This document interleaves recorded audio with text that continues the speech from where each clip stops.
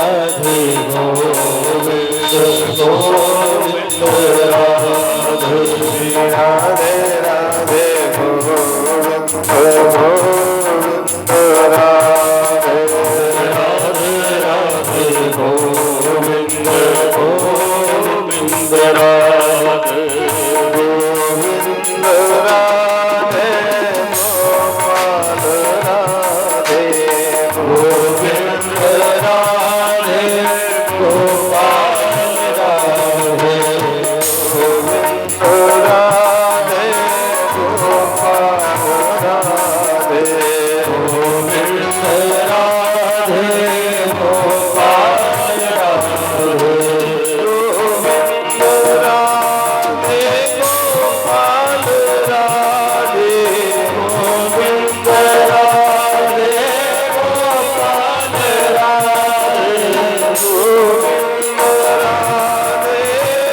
गोपाल राधे गोविंद राधे गोपाल राधे राधे राधे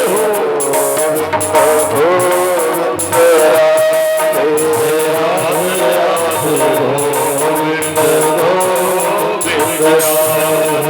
राधे राधे गोविंद गोविंद राधे राधे राधे गोविंद गोविंद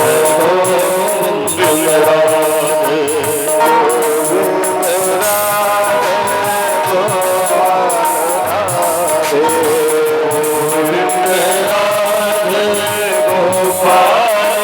राधे गोविंद राधे गोपाल राधे गोविंद राधे गोपाल राधे गोविंद राधे गोपाल राधे गोविंद राधे गोपाल राधे गोविंद राधे गोपाल राधे गोविंद राधे गोपाल राधे गोविंद राधे गोपाल राधे राधे राधे गोविंद गोविंद राधे राधे राधे गोविंद गोविंद राधे गोविंद राधे गोपाल राधे गोविंद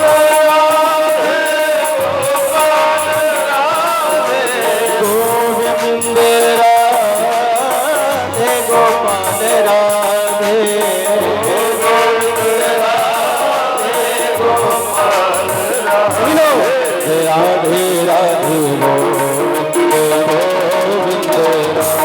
राधे गोपाल राधे गोविंद राधे गोपाल राधे राधे राधे गोविंद गोविंद राधे राधे राधे की सेवा करते हुए जाओ राधे राधे गोविंद गोविंद राधे राधे गोविंद गोविंद राधे गोपाल राधे गोविंद राधे गोपाल राधे गोविंद राधे गोपाल राधे गोपाल राधे गोपाल राधे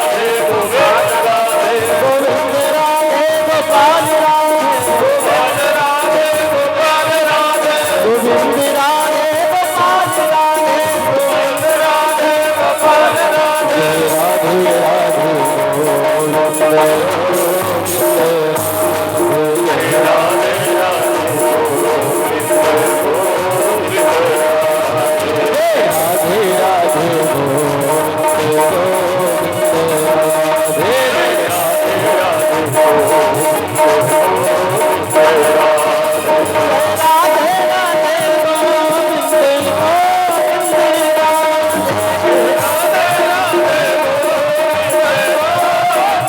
राधे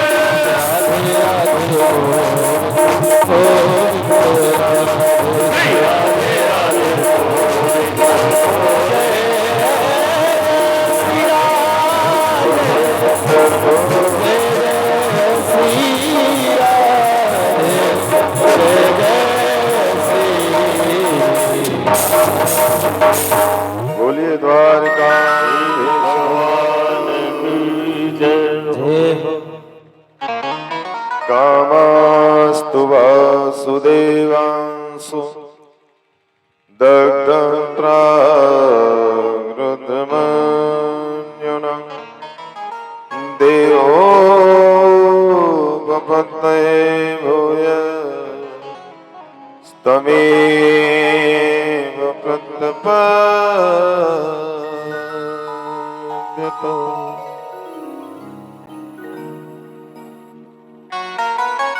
राजा भीष्म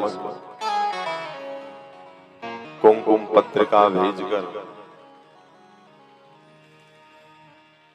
द्वारिका से द्वारिकाधीश भगवान की जो बारात आई,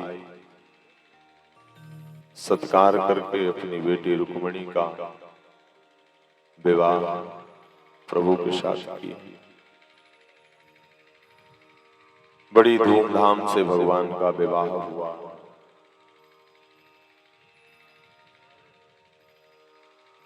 महाराज भीष्मक ने खूब दहेज दिया, जितनी हैसियत थी। बेटी रुक्मिणी के विदाई पर खूब द्रवीभूत हो गए। भगवान विवाह करके रुक्मिणी जी को द्वारिका ले आए। बहुत सुंदर द्वारिका में भी भगवान का राज्य चल रहा है। सब लोग सुखी हैं, आनंदित है, आह्लादित है। परंतु कभी कभी ऐसा होता है कि दूसरे का सुख, दूसरे की बड़ाई, दूसरे का मान, दूसरे की प्रतिष्ठा दूसरे व्यक्ति से देखी नहीं जाती। कभी कभी अपना व्यक्ति ही अपनों की प्रतिष्ठा को देख करके, अपनों के अच्छे कार्य को देख करके जल उठा करता है। कामस्तु वासुदेवांसु दग्धं प्राकृतमन्युना। परंतु भागवत जी में, शास्त्रों में समझदार उसी को कहता है जो जीवन की सारी परिस्थितियों में कभी किसी से घबराता नहीं। सुख मेरा है तो दुख भी मेरा है, लाभ मेरा है तो हानि भी मेरी है। ये जीवन चक्र है। घड़ी का कांटा कभी इधर होता है तो कभी उल्टा होता है। सूर्य की उदित होने वाली सूर्य की रश्मि सुबह कैसे शीतल होती, दोपहर के समय वही सूर्य रश्मि ज्वलंत हो जाती है, जलाने वाली हो जाती है। और संध्या के समय वही सूर्य की रश्मि बादल के एक छोटे से टुकड़े में समाहित होकर के अस्त हो जाया करती है। समय का चक्र है मेरे बंधु। आज अगर आप दुख में हैं तो कल सुख जरूर है। दुनिया की परिस्थिति जरूरी नहीं है कि हर समय आपके अनुकूल ही रहे। गांव समाज की परिस्थिति ये जरूरी नहीं है कि आपके अनुकूल ही रहे। हर व्यक्ति, हर प्राणी के मन में ये भावना होती है कि समाज में मेरा कार्य, मेरा मान, मेरी प्रतिष्ठा ऊंची हो। परंतु जब अपने से भी ऊंचा व्यक्ति किसी को देखने लगता है तो ऐसे प्राणियों के मन में कभी कभी जलन होती है, ईर्ष्या होती है। आदरणीय सुखदेव जी कहते हैं, राजा ये परिस्थितियां कोई एक युग की नहीं है, ये परिस्थितियां कोई आज की नहीं है, ये पहले भी ऐसे परिस्थितियां थी। भगवान जब द्वारिका के राजा हुए, परिवार में खूब खुशहाली, आनंद से परिवार चल रहा है। द्वारिका में स्वर्ग की स्थापना हुई। तो उसको सब देख नहीं पा रहा। भगवान ने, रुक्मिणी जी ने पहले पुत्र को जन्म दिया, इन्हीं का नाम प्रद्युम्न, प्रकृष्ट द्युमन प्रकाशः यशसा प्रद्युम्न। कहते किसे हैं प्रद्युम्न? जिसके जीवन में सुंदर कर्म का प्रकाश प्रकाशित हो। अगर आप सुंदर कर्म के द्वारा समाज में प्रकाशित हैं तो वही प्रद्युम्न है। भगवान की उस मान, भगवान की उस प्रतिष्ठा, भगवान की उस खुशी को समरासुर, वो निशाचर जो है, देख नहीं पा रहा। वेश बदल करके गोविंद के प्रसूतिका गृह में प्रवेश करता है और बालक प्रद्युम्न को चुरा करके चला जाता है। देखिए परिस्थिति कैसे बदल गई। आज तक खूब खुशियां हैं और पल भर में खुशियां मातम में बदल गई। बेटा चोरी हो गया, बेटे को कोई चुरा ले गया, परेशान हो गया। भगवान ढूंढवाते हैं पर कहीं पता नहीं चलता। समरासुर कहते किसे? समरासुर कहते हैं जो दूसरे के मान, दूसरे की बड़ाई को देख करके जो जल उठे, उसे कहते हैं समरासुर। जो खुशी में विघ्न डाले उसे कहते हैं समरासुर।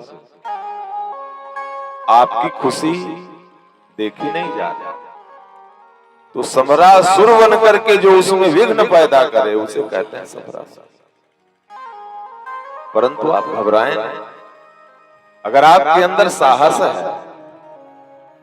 यदा देवेषु वेदेषु गोषु विप्रेषु साधुषु धर्मे मयि च विद्वेषः वाप विनश्यति। धर्मे मयि च विद्वेषः वाप विनश्यति।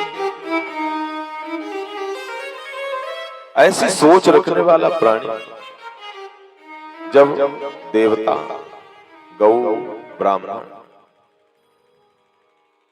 गोषु विप्रेषु साधुषु धर्मे मयि च विद्वेषः, धर्म के प्रति जब विपरीत आचरण करता है तो आप विनश्यति, अपने आप ही उसका विनाश हो जाता है। वो पतन की ओर निरंतर बढ़ता है। आप आ रहे हैं कथा सुनने और जाते समय आपको पता चली कि आपकी पादुका खो गई, कोई उठा ले गया। आप आए हैं कथा श्रवण करने, आपको पता चली कि आपकी बाइक पर कोई ब्लेड मार दिया, कोई पाइप काट दिया। उसका वही काम है। कितना नुकसान करेगा वो? 1500 का नुकसान करेगा। कितनी चोरियां करेगा वो? 200-400 का जूता चुराएगा। परंतु ये देखने योग्य बात ये है, सोचनीय बात ये है कि जिसे हम समाज कहते हैं, जिसे हम सामाजिक प्राणी कहते हैं, क्या कभी सामाजिक प्राणी इस तरह की कृत्य कर सकता है? नहीं कर सकता। समाज में घुसे हुए सामाजिक प्राणी कहलाने वाले वही समरासुर समाज को दूषित करने का कार्य करते हैं और वो कार्य, उसी कार्य में उनका अंत है। उसी कार्य में उनका अंत है। ऐसे प्राणियों का, जिस घर के प्राणी इस तरह का कार्य करते हैं वो घर पूरा बर्बाद मिलेगा। कभी भी किसी भी स्थिति में एक आचरणवान गृहस्थी का लड़का या जन इस तरह का निकृष्ट कर्म नहीं कर सकता। और इन्हीं निशाचरों की पहचान कलयुग में कर्म से होती है। अगर आप ये सोचो कि कोई किसी के वेश को देख करके हम जान जाएंगे कौन अच्छा है कौन बुरा है, तो भैया ये भूल है। यहाँ मनुष्य और निशाचर की पहचान कर्म से है। जब सतयुग में निशाचर हुए, जब त्रेता में निशाचर हुए, जब द्वापर में निशाचर हुए, तो क्या समझते हैं आप कि कलयुग में नहीं है? और कलयुग में निशाचरों की ये पहचान बताई गई।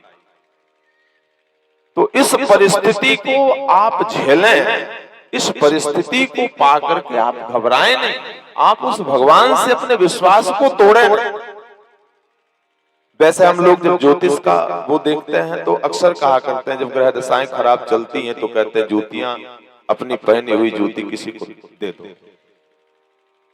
किसी की अगर जूती चोरी हो रही है, पादुका चोरी हो रही, तो सोचो समझना कि बहुत बड़ा ग्रह हमारा टल गया। क्योंकि इनका ये काम ही है, इन्हीं को कहते हैं समरासुर, जो दूसरे की कीर्ति को देख न पाए और उसमें नाना प्रकार के विघ्न पैदा करे। समरासुर ने यही किया, भगवान के प्रसूतिका गृह में घुस करके कुछ नहीं किया। क्या करेगा? बालक को चुरा करके ले गया और उसके समझ में ये सिर्फ काम था परेशान करने का, कि मैं परेशान कर ले गया। रास्ते में सोचता है कि बालक को ले जाके क्या करेंगे, तो समुद्र में फेंक देंगे। समुद्र में फेंक दिया। जो मछुआरे हैं मछली पकड़ रहे थे, जिस मछली ने उस बालक को निगला, वो मछली जाल में फंसी और वही मछली पहुंची समरासुर के। मछली को जब चीरा गया, चिड़ा लगाया गया, तो उससे लड़का निकला। अब ये हुआ कि इस लड़के को पाले तो समरासुर के यहाँ भोजन बनाने का काम करती है विद्यावती। तो उस बच्चे को विद्यावती को दे दिया गया, तो ये पाल। विद्यावती उस बालक को पालने लगती है और एक दिन नारद जी चुपके से आते हैं, विद्यावती के कान में बात कह देते हैं, जिसका तुम पालन कर रही हो ये कोई और नहीं, तुम्हारा बोलो पति। कैसे पति है? जब शिवती सर नयन उघारा, जब शिवती सर नयन उघारा, जब शिवती सर नयन उघारा, जब शिवती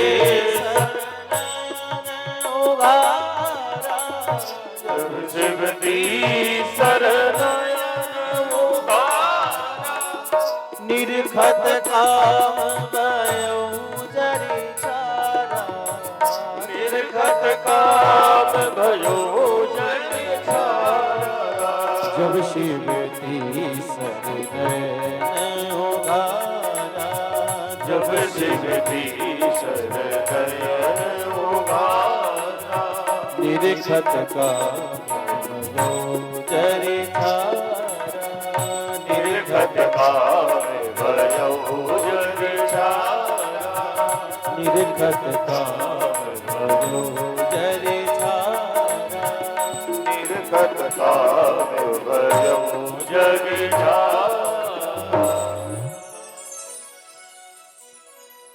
विद्यावती को याद आया,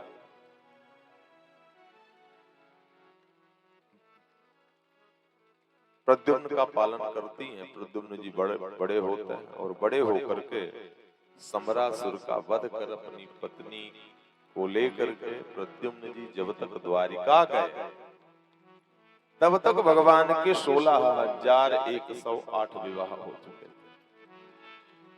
आइए इस विवाह, इनके विवाह पर प्रकाश डालते हैं। सुखदेव जी कहते हैं, राजा दूसरा विवाह भगवान का होता है जामवती के। महाराज परीक्षित ने प्रश्न किया कि गुरुदेव ये कैसे? जामवती तो भालू की बेटी है और भालू की बेटी से भगवान का विवाह करने का क्या औचित्य? कहते हैं राजा, त्रेता युग में भगवान राम जी जब निशाचरों का संहार करने के बाद अपने समस्त बानर भालू जो सहायक थे सबको विदा करने लगे, उनमें से उन्हीं के बीच में जामवंत जी भी। भगवान सबको उपहार देते हैं, सबको विदा करते हैं, सब पूछते हैं कि क्या चाहिए आपको, क्या चाहिए, मांगिए। आप क्या मांगना चाहते हैं, आप क्या चाहते हैं? हम आपकी सेवा से बहुत प्रसन्न हैं, आप सबने मेरा बड़ा सहयोग किया। जब जामवंत जी की बारी आई तो जामवंत जी ने भगवान से कहा कि प्रभु, इतना बड़ा युद्ध हुआ, हमें इस युद्ध में अपनी जोड़ी का कोई योद्धा नहीं मिला। मुझे यह एहसास नहीं है प्रभु कि मेरे अंदर बल कितना है। इसलिए हे नाथ, मैं चाहता हूं कि हमारा और आपका द्वंद्व युद्ध हो तो मुझे पता चल जाए कि मेरे अंदर बल कितना है। भगवान ने कहा नहीं जामवंत, स्वामी और शिष्य के बीच में मतभेद धर्म नहीं है।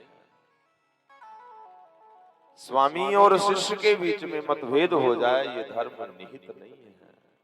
स्वामी और शिष्य के बीच में युद्ध हो जाए ये धर्म निहित नहीं है। बहुत बड़ा धर्म हो जाएगा अगर हम आपके साथ ऐसा करते हैं।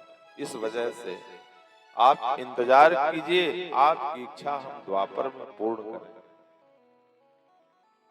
हुआ ये, द्वारिका में एक सत्राजित नाम के राजा रहते हैं। उनके पास एक मणि है, सेमंतक मणि। 8 बार सोना वो मणि देती। 8 बार सोने का मतलब ये है 2 कुंटल सोना। अब किसी के पास अगर 2 कुंटल सोना समाज में आ रहा है डेली, तो उसका धर्म क्या बनता है? एक बार सभा में सबने कहा, भगवान ने भी ये प्रस्ताव रख दिया कि राजन, आप हैं, आपका भाई प्रसेन है, पत्नी है और बेटी सत्यभामा है, कुल मिला के 4 लोग हैं। और 4 लोगों के बीच में इतना संपत्ति आती है, क्योंकि ये संपत्ति का अगर सदुपयोग नहीं हुआ तो संपत्ति सब कुछ नष्ट कर देती। धन की 3 गतियां हैं। प्रथम गति है धर्म, दूसरी गति है भोग और तीसरी गति है विनाश। कितना बड़ा से बड़ा धनवान क्यों न हो, अगर ये धन की 2 गति नहीं हुई तो तीसरी गति विनाश होती है भैया। और धन की जब तीसरी गति शुरू होती है तो कुल खानदान के मान को लेकर के सब कुछ चौपट कर देते। वहीं पर निकलते हैं व्यसन करने वाले, उसी परिवार से निकलते हैं नाना प्रकार के व्यसनों में चोर, अधर्मी प्राणी, जो परिवार की मर्यादा को कुचलते हुए स्वयं नष्ट हो जाते हैं और परिवार को भी नष्ट कर देते हैं। तो राजन, इतना धन आता है आपके पास, कुछ समाज का कल्याण कर दीजिए। सत्राजित तो बिल्कुल मना कर दे कि नहीं है, हमसे ये नहीं होगा। तो भगवान ने कहा आपकी संपत्ति है, आपकी संपत्ति है, हम जबरदस्ती थोड़ी करेंगे, रखे नहीं। हुआ ये, एक दिन सत्राजित के भाई प्रसेन उस मणि को लेकर के निकलते हैं जंगल में। अचानक हिंसक पशु बाघ से उनका सामना हुआ। बाघ प्रसेन को मार दिया। प्रसेन की मृत्यु हो गई। अब सुधनवा भगवान को आकर के भड़काया। अक्रूर जी भी साथ आए। अरे सत्राजित को आकर के भड़काया। देख लीजिए, ये मांग रहे थे ना आपसे और दिए नहीं तो आपके भाई को ही मरवा दिया। आपके भाई का वध करा दिए, यही कराए।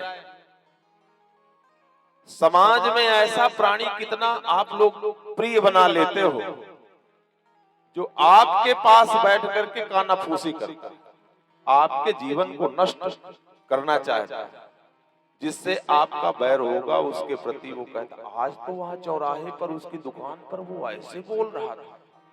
ये सबसे बड़े शत्रु हैं जो इधर की बात उधर कर, ये समाज के, परिवार के, घर के सबसे बड़े वैरी हैं जो आकर के कान में कहते, ए आज तो उसने ये किया है, आज तो उसने वो किया है। अच्छा खासा जीवन दिन चल रहा है आपका, खूब हंसी खुशी से सब कुछ, सारा कार्य आपका चल रहा है, और किसी ने आकर के कान में आपके कानाफूसी किया, और आप जैसे मूढ़ व्यक्ति उसकी बातों में आकर के परेशान हो गए, बीपी बढ़ गई। ऐसा लगता है जैसे सामने वाले को आप इतना भड़का दिया है कि मिल जाए तो बस रिश्ता ही खत्म कर, आज के बाद तो मैं बिल्कुल कोई रिश्ता नहीं। पर ऐसे व्यक्ति महा दुष्ट होते हैं जो इधर की बात उधर करता, इतना काम ही होता है दुष्ट प्राणी। आपकी खुशियां नहीं देखी जाती, वो क्रूर ग्रह दशा है जीवन की, और कलयुग में तो इन्हीं का वो है। ऐसे मिल, आ जा पान खा ले, आ जा समोसे, अरे भैया को चाय पिलाओ, कितनी विडंबना है। बोलिए गलत क्या ना, कोई आपको भड़का दिया तो आपको वो प्रिय भी बहुत हो गया, और उसको आप चाय भी पिला रहे हो, समोसे भी खिला रहे हो, नाश्ता भी करा रहे हो, गले भी मिल रहे हो, और अकारण ही आपका सुख छीन लिया हो। अरे हमसे जो बैर रखता है, अगर हिम्मत है तो बात हमारे सामने करेगा। दुनिया में अब मान लीजिए मोदी जी इस समय प्रधानमंत्री है, मोदी जी प्रधानमंत्री है, तो क्या सब कोई मोदी जी की प्रशंसा ही करता है? बुराई भी करता है। देश का प्रधानमंत्री है, लोग किसी के लिए अच्छा है, किसी के लिए बुरा है, पर किसी जिनके लिए बुरा है उनके अंदर भी हिम्मत नहीं है कि मोदी जी के सामने जाकर कहें तुम बुरे हो। अपने आगे कहते हैं। तो समझदार को सदैव गंभीर रहना चाहिए, ये धर्म है। और ऐसे प्राणी, कभी कभी अच्छा कार्य आपके घर में हो रहा है तो वहां जाकर के दिमाग खराब करते, शादी विवाह का माहौल है तो वहां जाकर के आपका दिमाग खराब कर दिए, भड़का दिए आपको, ये ऐसा नहीं है, वो वैसा है, वो वैसा है, वहां से वैसा है, बेटी वाले की बात इधर, बेटे वाले की बात उधर, उधर की बात इधर। ऐसे प्राणियों को निशाचर कहा गया है।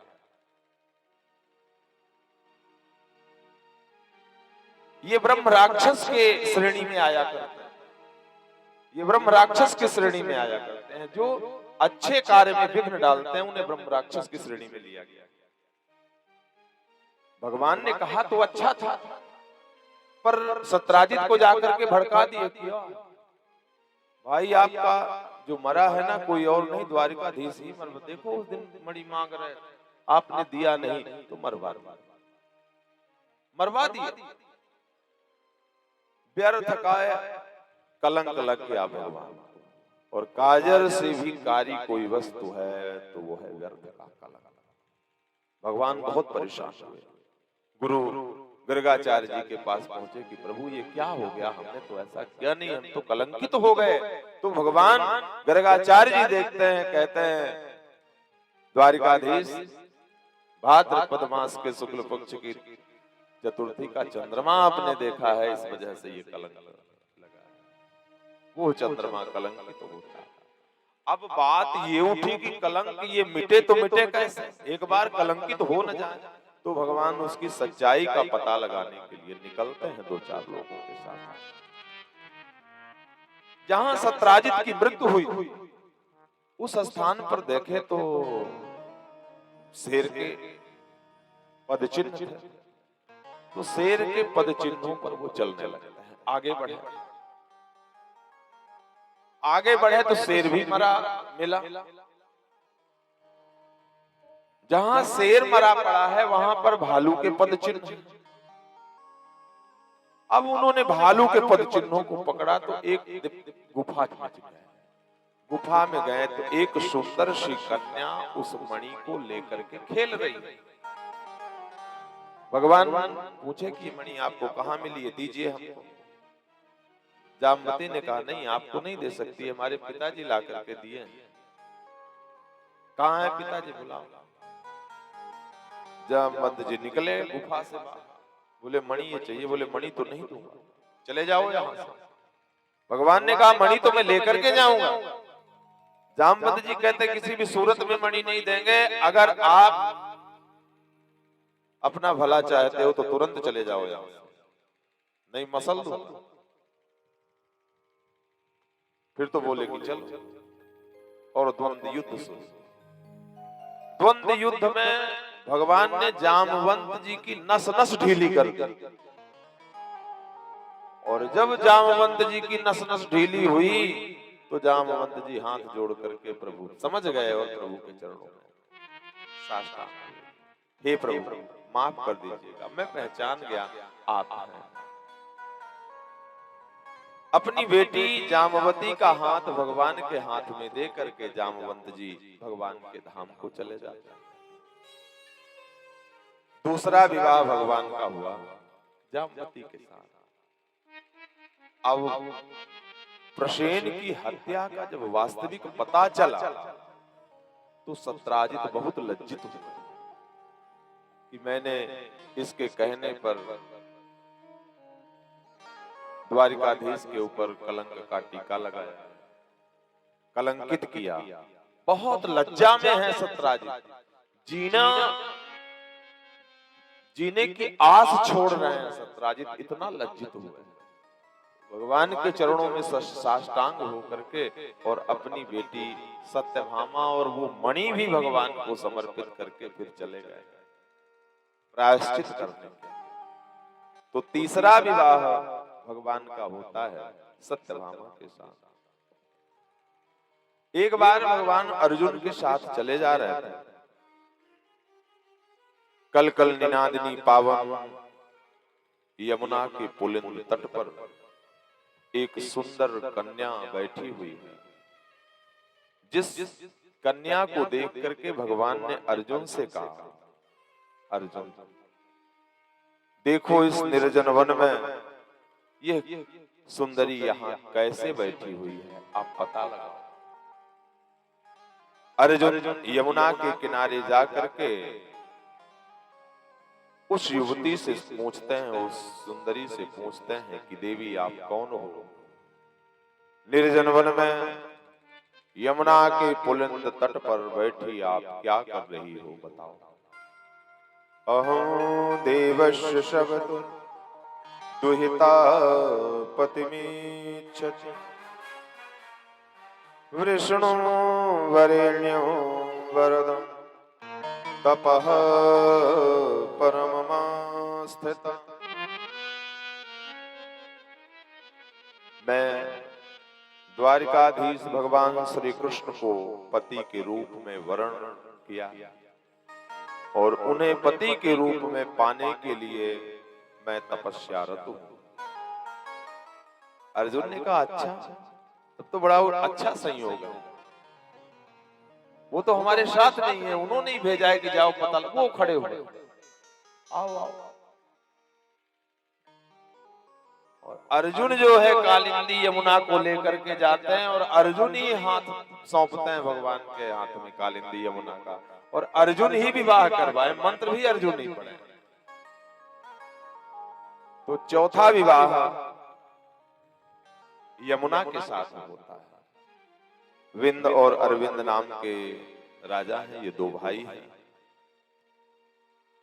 एक परम सुंदरी उनकी बहन है मित्रविंदा, उन्होंने भी संकल्प किया था कि काश हमारी बेटी का विवाह द्वारिकाधीश के साथ होता, तो भगवान ने उन्हें भी स्वीकार किया। पांचवा विवाह हो गया मित्रविंदा के साथ। नग्नजित नाम के एक राजा के यहाँ 7 बैल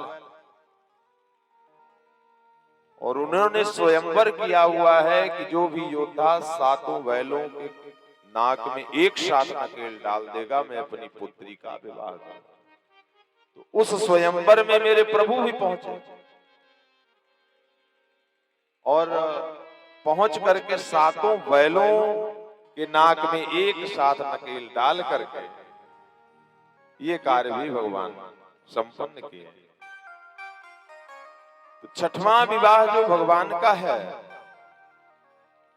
वो नग्नजिति के साथ होता है। एक राजादिदेवी नाम की परम प्रतापी स्त्री है, उसकी पुत्री का नाम है भद्रा। किसी किसी का भाव हो जाता है। राजादिदेवी के यहाँ जब बेटी का जन्म हुआ, बेटी को पाकर के बहुत प्रसन्न, संकल्प की कि हे विधाता, मेरी बेटी का विवाह, मेरी बेटी का वरण द्वारकाधीश भगवान श्री कृष्ण करते तो मेरा जीवन कृतार्थ हो जाता। उसके लिए उसने तपस्या भी किया था, भगवान ने उसे भी स्वीकार किया। तो सातवां विवाह होता है भद्रा के साथ। मध्य देश के राजा की बेटी का नाम लक्ष्मणा है, उन्होंने भी संकल्प किया था, तो भगवान का आठवां विवाह हुआ लक्ष्मणा के साथ। भौमासुर नाम का एक राजा है, 16,100 भौमासुर, भूमि का असुर। भूमि का असुर कौन? जो इस धरती में धर्म की मर्यादा को कुचल देना चाहता है, जो धर्म की मर्यादा के विपरीत चलता है, उसी को कहते हैं भौमासुर। इस भूमि की सारी प्रतिष्ठा, सारा मान मुझे मिले, मेरे सिवा सिर्फ इस संसार में मैं ही रहूं, मेरे सिवा कुछ न रहे। खुश भी मैं ही रहूं। दुनिया का सबसे बड़ा ताज भी मैं ही पहनूं, दुनिया में सबसे बड़ा नाम भी मेरा हो। दूसरे की मर्यादा का हनन करके, दूसरे की मर्यादा का दमन करके, दूसरे के मान का मर्दन करके जो अपना अभिमान बढ़ाता है, उसी को कहते हैं भौमासुर। और दूसरे के मान का मर्दन करके अभिमान पर चढ़ने वाला प्राणी जिस क्षण गिरता है, तो उस क्षण दुनिया निर्निमेष दृष्टि से उस दृश्य को देखती। इसने काम क्या किया? सोचा कि दुनिया में जो किसी ने नहीं किया वो काम करूंगा। 16,100 राजकुमारियों को ये बंदी बना लिया। किस लिए बनाया है कि 16,108 जब ये हो जाएंगी तो ब्रह्मा की सृष्टि में मैं एक ऐसा रहूंगा, एक साथ विवाह करके दुनिया में मैं अपने नाम को स्थापित करूंगा। इतनी कन्याओं के साथ इस वक्त व्यक्ति ने एक मंडप पर एक साथ विवाह। व्यक्ति की कोरी कल्पना है, और ये कल्पना, ये कामना कहां तक जा सकती है? कामना कोई अगर उठ गई है तो उसकी सिद्धि के लिए ये कामना इस शरीर को दौड़ाती, पतन कराती। आप बैठे हो, मन में कोई बात उठ गई, तो जब तक वो बात आप पूरी नहीं कर लो, बैठे बैठे आप सोच ले कि आज तो इनको ये बात मैं कहूंगा। तो जब तक आप कह नहीं दोगे तब तक आपका पानी नहीं पचेगा, मुंह सूखेगा, और जब आप कह दोगे तब आपको शांति मिल जाएगी। ये कामना है। कामना कहां तक जा सकती है? ये कुछ कहा नहीं जा सकता। तो कामना हुई, और कामना की स्थिति कितनी ऊंचे उठ जाएगी ये तो पता नहीं। तो भौमासुर जो है, अब तक 16,100 राजकुमारियों को बंदी बना। भगवान को पता चला, भगवान गए। 16,100 राजकुमारियों को बंदी गृह से बाहर निकालने के लिए भगवान वहां पर पहुंचे, भौमासुर का वध किए और 16,100 राजकुमारियों को, कन्याओं को जेल से बाहर किया। अब सवाल ये उठा, इस समाज की विकृति देख, बात बहुत स्पष्ट करता हूं इसलिए बात हमारी सबको भाती नहीं है, बात सब बहुत स्पष्ट करता हूं इसलिए बात सबको भाती नहीं, न ज्यादा मैं पसंद आता हूं न लोग ज्यादा मुझे पसंद आते हैं। समाज की विकृति को देखना, बेटे को दुलार में इतना बिगाड़ दिए कि एक अंगुली उठा देता है तो बाप की हिम्मत नहीं है कि उसके सामने बोल दे, चुप करना। 1,00,000 गलतियां कर रहा है तो वो बेटा है, और बेटी से एक गलती हो गई तो वो क्षम्य नहीं है, ये समाज है।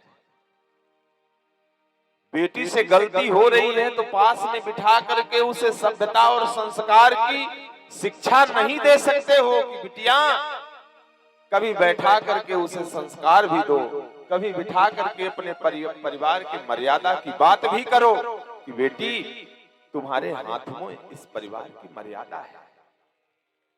अगर ऐसा आप कहोगे तो ऐसा हो ही नहीं सकता कि बेटी इतनी समझदार होती है, कभी वो परिवार और आपकी नाक कटा, बेटे से लाख गुना अच्छी, कभी भी बेटी बिगड़ नहीं सकती है। सबको प्यार चाहिए, ये जीवन, ये मानव तन, अगर इसे प्रेम की आवश्यकता न हो भैया तो आप समाज में आपका निवास न हो। निशाचरों के बीच में भी प्राणी निवास करता है, जानबूझ करके भी जंगल में नहीं बस जाता है। अगर उस वस्तु की आवश्यकता न हो तो आपका घर गांव में न हो, समाज के बीच में न हो, आप हैं तो इस जीवन को समाज के मान की आवश्यकता है, घर के प्राणियों के प्रेम की आवश्यकता है, और इन वस्तुओं से तिरस्कृत प्राणी ही गलत कदम, गलत राह अपनाता है। कोई गलत कर रहा है तो उसे बैठा करके समझाओ, और आप अगर समझाओगे उसे, गलत एक कर दिया है, रोज उसे टॉर्चर किया जाएगा, रोज उसे 4 बात कही जाएगी तो वो और गलत करेगा। बोलिए गलत कर रहा हूं तो वो तो बेटा है, 2 गिलास लगा करके आया हुआ है तो ऐसे दुबके से घुस जाता है, वो बेटा है। वो बेटा नहीं है, वो तुम्हारे कर्म का प्रकाश है। दूसरे के रोने से वो बनने वाला नहीं है, बिगाड़ा हुआ तुम्हारा है, और भोगो, इतना ही तुम्हारे इस भाग्य में है, इतना ही तुम्हारे भाग्य में, बिगाड़ा है तुम। समस्या ये उठी कि अगर ये 16,100 कुमारियां समाज में जाती हैं तो इनको लोग तिरस्कृत करेंगे कि अरे ये भौमासुर के यहाँ रह करके आई हैं, कौन इनसे विवाह करेगा। तो जब समाज तिरस्कृत करेगी, जब समाज तिरस्कृत करेगी तो ये गलत कदम अपनाएगी, स्वाभाविक है। और 16,000 युवतियां अगर गलत मार्ग पर चली गई तो सारा समाज दूषित हो जाएगा, सारा समाज दूषित हो जाएगा। गलती समाज की होती है। यहां लोग अपनी कमी नहीं देखते, दूसरे की कमी निकालते हैं। आप आए हैं, आप कितने अच्छे खानदान से हैं, आपका विचार कितना अच्छा है, आपकी भावना कितनी अच्छी है, ये आप खुद से ही पूछ सकते हैं। दूसरा कोई तो कि कैसा भी व्यक्ति हो, जब दूसरा व्यक्ति सामने मिलता है तो वो ये, अरे आप तो बहुत अच्छे हैं, आपको अच्छा नहीं कहेगा तो आप उसे कैसे मान दोगे, आप उसे कैसे खिलाओ पिलाओगे। और 2-4 बार कह दिया आप तो बहुत अच्छे हैं, अरे आप तो जिसको चाहे उसको बना दें, आप तो चाहे जिसको चाहे उसको बिगाड़ दें, तो आप फिर बनाने और बिगाड़ने में लग जाते हैं। आप बनाने और बिगाड़ने में लगे, आप दूसरे को, ये भगवान का दरबार है। छोटी सी बात है, ये कथा श्रवण करने की बात होती तो सामने एक उदाहरण दे रहा हूं, छोटा सा मंडप बना हुआ है, तो इस परिवार को, दो लोगों को वहां भी कथा सुना सकते थे, ये वहां भी कथा श्रवण कर सकते थे। इतना बड़ा पांडाल, इतना सब खर्च करने की क्या आवश्यकता? पर ये समाज का कार्य है, इसी को सामाजिक कार्य कहते हैं कि हमारे साथ में ये समाज भी लाभान्वित हो। बोलिए गलत कह रहा हूं बाबूजी? हमारे साथ में ये समाज भी लाभान्वित हो, इस समाज को भी संस्कार मिले, इस समाज को भी भक्ति मिले, इस समाज को भी मानव जीवन का बोध हो कि मनुष्य जीवन ये है किस लिए और हम किस लिए आए हैं, हमारा आना किस लिए हुआ है। भगवान के कार्य में कोई झूम रहा है, कोई नाच रहा है, कोई खुशियां मना रहा है, उसके घर की बहुएं तो घूंघट निकाल करके वहां पर डांस करती हैं, ये ओछी मानसिकता। वहां तो धक्का मारते हैं, ओछी मानसिकता। बोली गलत कह रहा हूं बाबूजी? गलत कह रहा हूं? ये कोई मंच जो है, ये मंच कोई रंगमंच तो नहीं है, ये रामलीला का मंच तो नहीं है, ये मंच है संस्कार का, ये मंच है संस्कार का। अच्छा, हर एक व्यक्ति सनातन धर्म के संस्कार में पल रहा है, बड़े बड़े ज्ञानी हैं यहाँ, कोई भी बताए हमें, यहाँ बैठे हुए बहुत बड़े बड़े ज्ञानी, बातें भी मिलती हैं सुनने को, वो खड़ा होकर के बताए, वेदों का ज्ञाता, शास्त्रों का ज्ञाता, कि किस वेद में, किस पुराण में पर्दा लिखा हुआ है, घूंघट काटने का हर चीज है, विवाह से लेकर के जन्म संस्कार से लेकर के अंतिम संस्कार तक सब कुछ वर्णित है हमारे वेद में। तो ये घूंघट, ये पर्दा किस वेद के, किस पुराण में, कहां पर लिखा हुआ है, मुझे बताए कोई ज्ञाता। अगर जानकारी है तो खड़ा हो जाए, बताए हो कि महाराज यहां पर है घूंघट करने की बात लिखी हुई, बताए। परिवार में बड़ा घूंघट रहता है और घूंघट निकाल के लेके डंडा सुबह चल दी, वो संस्कार है। एक हाथ में घूंघट है और एक हाथ में बड़ा संस्कार है, बड़ी मर्यादा है। ये विकृतियां हैं, दोष नहीं दे रहे हैं, ये समाज की विकृतियां, कुछ आपका भी दोष नहीं, हमारा भी दोष नहीं, हमारे घर में भी है। क्यों है? क्योंकि ये हमारे हिंदुस्तान का जो राज्य है मोंडनों के अधीन था बहुत समय, और ये कुछ संस्कृतियां उनकी दी हुई हम मान रहे हैं, जबरदस्ती मान रहे हैं। बोले पंडित जी गलत कह रहे हैं? हम जबरदस्ती मान रहे हैं कुछ चीज, ये मर्यादा है। पल्लू, जानकी जी कहीं पर्दा की हो, रामायण में सबके घर में रामचरितमानस है, ये पल्लू है, यहाँ ये पर्दा है। और जिसके जीवन में पल्लू नहीं है तो वो घूंघट काम नहीं करता है। मर्यादा अगर नहीं है तो घूंघट मर्यादा नहीं बनाता। बोलिए जय श्री कृष्ण। तो भगवान ने समाज की मर्यादा की रक्षा के लिए कि ये समाज इन बहनों को, इन बेटियों को तिरस्कृत कर देगा तो ये कहां जाएंगी। अगर ये गलत कदम अपना लेगी तो समाज दूषित हो जाएगा। इसलिए मेरे प्रभु ने 16,100 राजकुमारियों को अपनाया। ये मेरे प्रभु की दयालुता है, ये मेरे प्रभु की कृपालुता है, ये भक्त वत्सलता है भगवान। हाशम हरेरवनताखिल लोक तीव्रम शोकास सागर विशेषण मत्युदाराम सम्मोहनाय रचितं निजमाय यश भ्रूमंडलम मुनिकृते मकर ध्वज।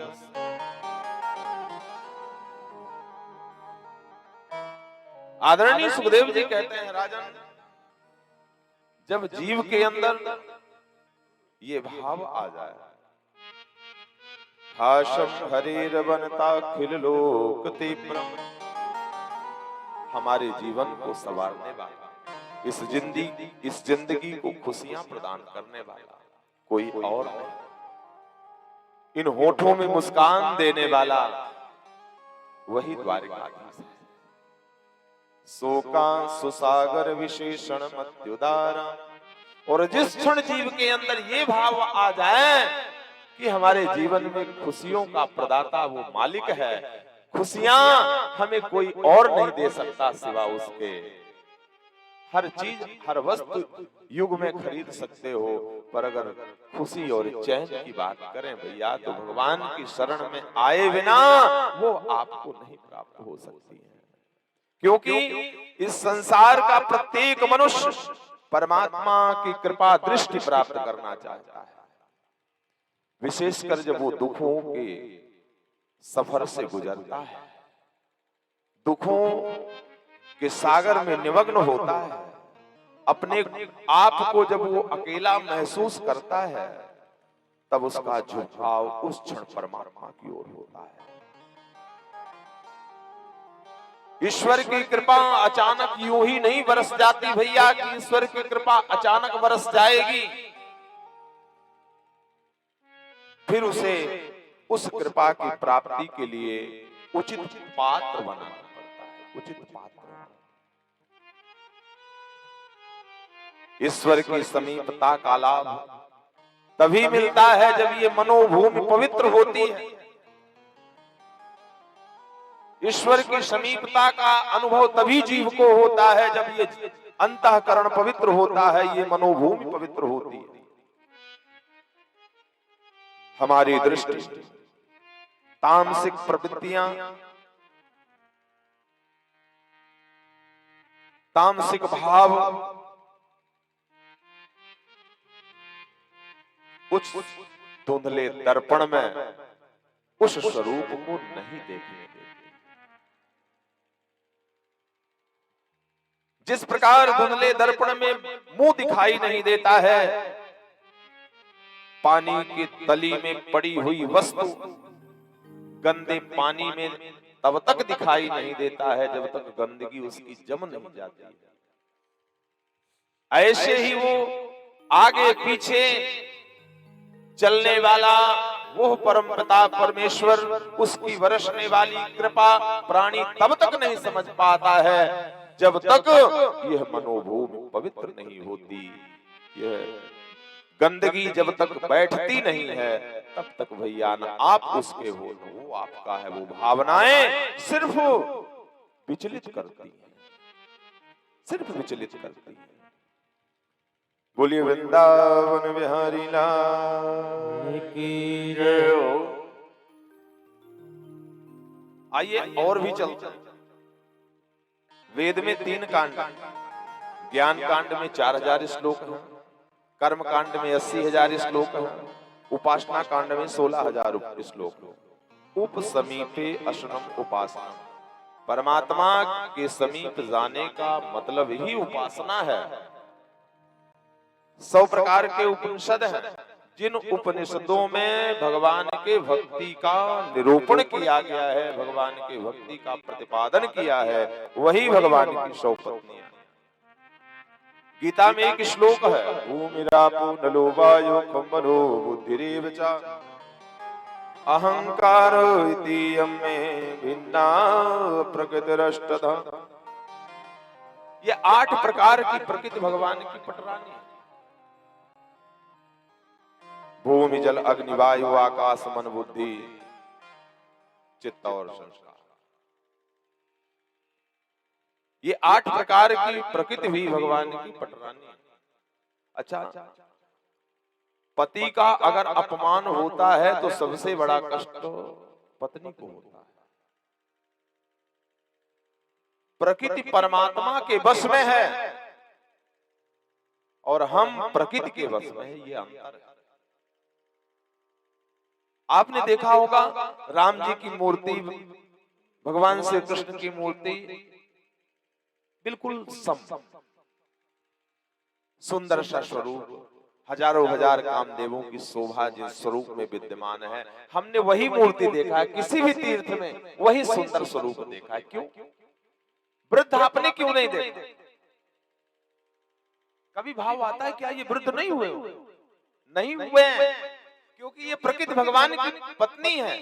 ये प्रकृति भगवान के इशारे पर चलती है और हम मनुष्य हैं कि इस प्रकृति के इशारे पर चलते हैं। महामारी आ गई तो सब दुख दुख करके अंदर गुजर, कहीं छा न जाए, हम भी न मर जाएं। पता नहीं कितने चले गए, कितने झेल करके बाहर आए। तो क्या ये आंख खुल रही है?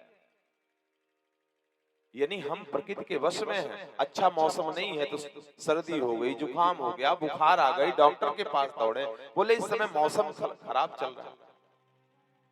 ऐसे ही होता है ना। यानी हमारी शरीर प्रकृति के वश में है और जिसके वश में प्रकृति हो उसे कहते हैं परमात्मा। तो अब प्रश्न उठता है कि एक मनुष्य भगवान कैसे हो सकता है? और कलयुग में बहुत से लोग मनुष्य को ही भगवान मान बैठे। यहाँ का बाबा, वहां का बाबा, यहाँ का वो, वहां का वो। अरे ये तो कलयुग के भगवान। अरे भैया भगवान है तो ये मरते क्यों हैं? ये भगवान है तो बूढ़े क्यों होते हैं? ये भगवान है तो इनके शरीर में कीड़े क्यों पड़ते हैं? ये भगवान है तो जेल की हवा क्यों खाते हैं? ये भगवान है तो गंध क्यों फैलाते हैं समाज में? जरा पूछे तो। अंतर सिर्फ इतना है। तो जब प्रकृति के साथ पाप होता है, छेड़खानी होती है, आज जो तीर्थ हैं वो तीर्थ लोग भाव से नहीं जाते हैं। तीर्थ बन गए हैं ऐशो आराम के अड्डे, पिकनिक हट।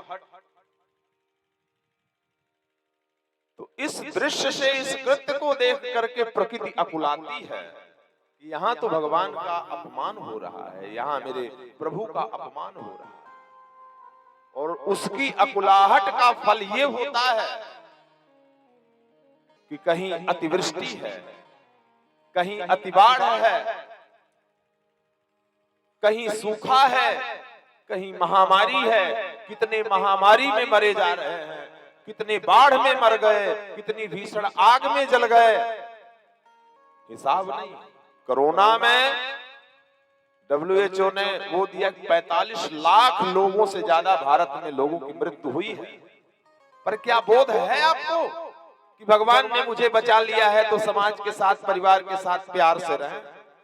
ये बोध नहीं है। आप सुख से जीना ही नहीं चाहते, न दूसरे को जीने देना चाहते। आपने संकल्प कर लिया है कि जब तक जिंदगी रहेगी तब तक न चैन से जीऊंगा, न चैन से जीने दूंगा। बच्चों में भी वही संस्कार है। आग की तरह उबलते हैं, पानी की तरह एक एक छोटी छोटी बात में उबल जाते हैं। घर में नर्क फैला दिया,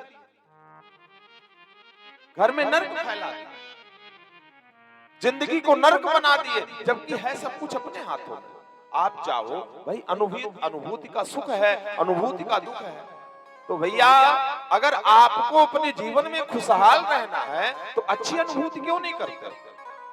यानी आप जबरदस्ती ये ठान लिए हो कि मुझे टेंशन में जिंदगी जीनी है, बीपी का शिकार होना है, शुगर का शिकार होना है, हार्ट की बीमारी पैदा करनी है और इसी में मर जाना है, इसी में मर जाना है। तो प्रकृति भूमिरापो नलो वायु खम मनो बुद्धिरेव च अहंकारम इतियम ने भिन्ना प्रकृति रष्ट। हमारी 2016 में, उसके बाद ही जस्ट 2017 में कथा हुई है बद्रीनाथ धाम में।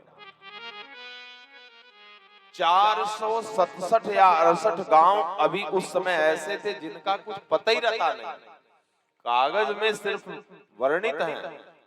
कम से कम अपने देश में करोड़ों करोड़ लोग चले गए, बहे उस आपदा। किसी को जो बचे हैं क्या होश है? क्या ये है कि समाज में प्रेम से रहें, प्रेम से जिएं और प्रेम से जीने दें? नहीं, ये बुद्धि इतनी विकृत हो चुकी है कि बुद्धि की विकृतता जीवन को नरक बना रही है। अरे दूसरी बात छोड़िए, घर में ही खुशहाली हम नहीं ला सकते हैं। छोटा सा परिवार है और उस परिवार में खुशहाली नहीं स्थापित कर सकते, दूसरे के ऊपर उंगली उठाते हैं। ये आज का परिवेश हो गया। भगवान कृष्ण के परिवार में बहुत प्रसन्नता है, बहुत खुशहाली है। इतनी पत्नियां हैं, पर द्वारिका में जो खुशहाली है उस खुशहाली का वर्णन नहीं किया जा सकता। और खुशहाली का कारण एक है, सिर्फ सत्यभामा जी को छोड़ करके किसी के अंदर क्रोध नहीं है, किसी के अंदर क्रोध नहीं है। तो शास्त्र में लिखा हुआ है, क्रोध की आग में जो प्राणी जलता है, वो एक व्यक्ति अगर परिवार में ऐसा हो गया तो सारे परिवार को नरक कर देता है। उस मानव जीवन के लिए, मानव मात्र के लिए कहा गया है कि ऐ मानव मात्र, भगवान की शरण में जब आओ तो एक प्रार्थना करो, इति मति रूप कल्पिता वितृष्णा भगवती शाश्वत पुंगवे। भीष्म पितामह ने जीवन के अंतिम क्षण में जो भगवान से प्रार्थना की है वो यही की है कि हे मेरे प्रभु, ऐसा आशीर्वाद दे दो, एक मेरी बेटी है, उस बेटी का विवाह आपसे हो जाए। कौन सी बेटी? ये मति रूपी बेटी। ये मति अगर ठीक है तो जीवन ठीक है, और मति रूपी अगर बेटी बिगड़ गई तो सारी जिंदगी, सारा जीवन बिगड़ जाता है। ये मति उस समय बिगड़ी हुई थी जब हमारे खानदान की बहू की इज्जत, उस समय जब दुशासन चीर हरण कर रहा था, उस सभा में मैं भी बैठा हुआ था। अगर मन विकृत नहीं होता, ये बुद्धि विकृत नहीं होती, तो हिम्मत नहीं थी भीष्म पितामह के सामने कि दुशासन हाथ भी बढ़ा देता। द्रौपदी के चीर खींचने की बात तो अलग है, जरासंध की 23 क्षणिक सेना एक तरफ हो जाती और भीष्म पितामह चाह लेते तो कुछ हो नहीं सकता था उस सभा में, पर ये बुद्धि विकृत थी। इसलिए जाते समय रो रो करके भीष्म पितामह ने कहा है, भगवान ऐसी कृपा कर दो कि ये बुद्धि आपकी दासी बन जाए, ये बेटी का विवाह आप कर लो। ये सबसे गड़बड़ी तो बुद्धि की है।